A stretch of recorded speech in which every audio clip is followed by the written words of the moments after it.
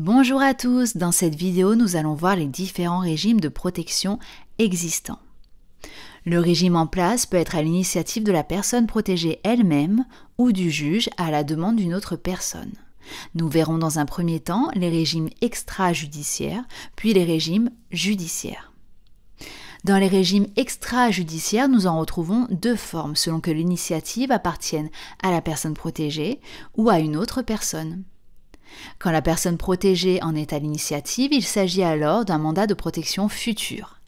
L'article 477 du Code civil nous dit que toute personne majeure ou mineure émancipée, ne faisant pas l'objet d'une mesure de tutelle ou d'une habilitation familiale, peut charger une ou plusieurs personnes, par un même mandat, de la représenter pour le cas où, pour l'une des causes prévues à l'article 425, elle ne pourrait plus pourvoir seule à ses intérêts.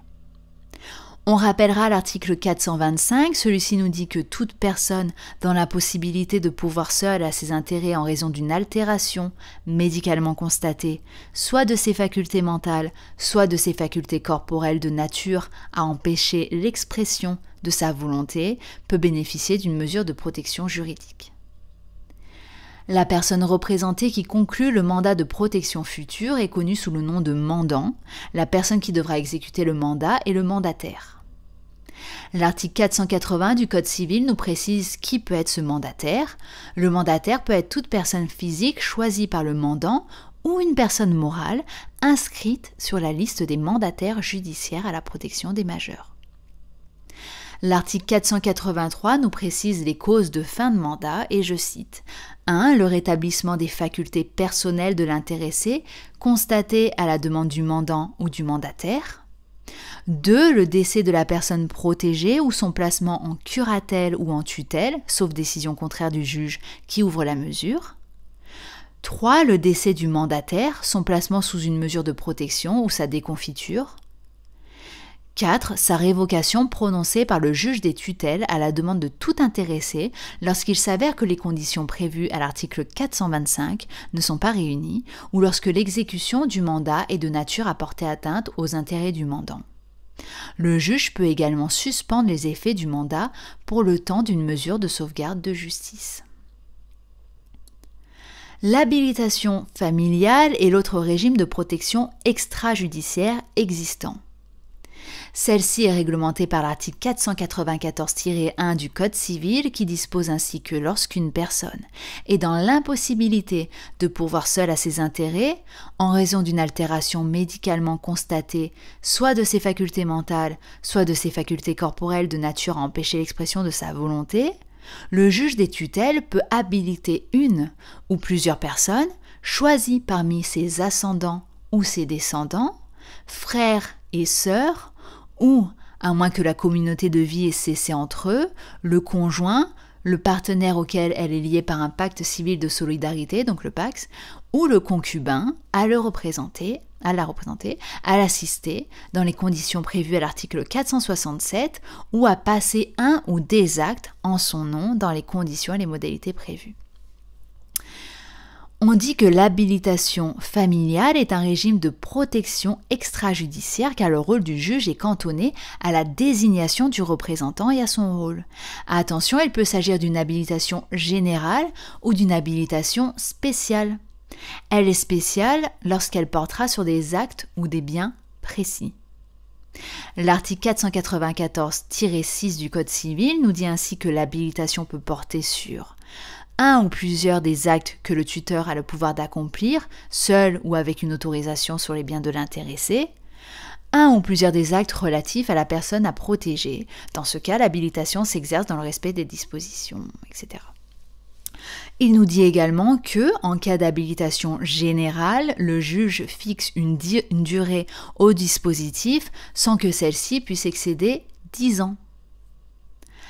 L'habilitation familiale prend fin en accord avec l'article 494-11 du Code civil dans 4 cas. En premier, si le majeur est placé sous une protection judiciaire, également après l'accomplissement des actes pour lesquels l'habilitation était requise, ou à l'expiration du délai s'il n'y a pas de renouvellement, Enfin, le quatrième cas de figure, c'est celui quand il y a un jugement de main levée, quand les conditions de l'habilitation familiale ne sont plus réunies, ou encore lorsque l'exécution de l'habilitation familiale est de nature à porter atteinte aux intérêts de la personne protégée. Passons enfin aux 3 régimes judiciaires. Le premier, le plus léger des 3, est la sauvegarde de justice. L'article 433 nous dit que le juge peut placer sous sauvegarde de justice la personne qui, pour l'une des causes prévues à l'article 425, a besoin d'une protection juridique temporaire ou d'être représentée pour l'accomplissement de certains actes déterminés. La personne placée sous sauvegarde de justice conserve l'exercice de ses droits, nous dit l'article 435 du Code civil. La durée est plus courte, puisque d'1 an, éventuellement renouvelable, c'est donc le régime de protection le plus adapté aux situations temporaires ou transitoires. La sauvegarde de justice n'est pas retranscrite sur les actes d'état civil de la personne protégée, mais sur un registre spécial uniquement. Le majeur protégé sous sauvegarde de justice peut intenter une action en nullité pour trouble mental sur le fondement de l'article 414-1 et une action en récision pour cause de lésion sur le fondement de l'article 435, la sauvegarde de justice lui facilitant la preuve. Les 2 derniers régimes de protection qui sont également les plus connus sont la curatelle et la tutelle, à ne pas confondre l'un avec l'autre. L'article 440 du Code civil nous dit que la personne qui, sans être hors d'état d'agir elle-même, a besoin, pour l'une des causes prévues à l'article 425, d'être assistée ou contrôlée d'une manière continue dans les actes importants de la vie civile, peut être placée en curatelle.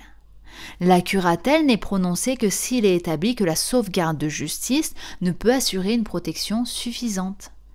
La personne qui, pour l'une des causes prévues à l'article 425, doit être représentée d'une manière continue dans les actes de la vie civile, peut être placée en tutelle.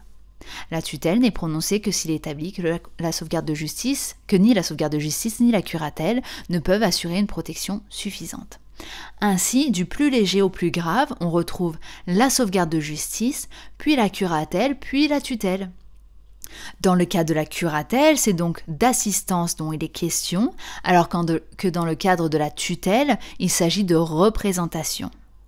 La tutelle, comme la curatelle, ont une durée maximale de 5 ans, mais peuvent être renouvelées pour le même délai dans la limite de 10 ans au total. L'article 444 du Code civil dispose que tutelle et curatelle ne sont opposables au tiers que 2 mois après que la mention en a été portée en marge de l'acte de naissance de la personne protégée. Il existe également des curatelles assouplies et des curatelles renforcées.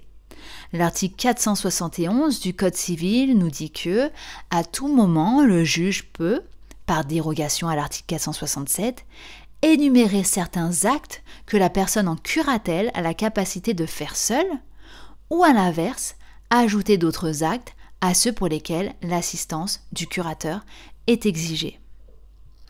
Voilà, j'espère que cette vidéo vous aura aidé. Je vous invite à la liker, à vous abonner pour plus de contenu sur le droit et la fac de droit en général. Je vous souhaite une bonne journée, de bonnes révisions et de bons partiels.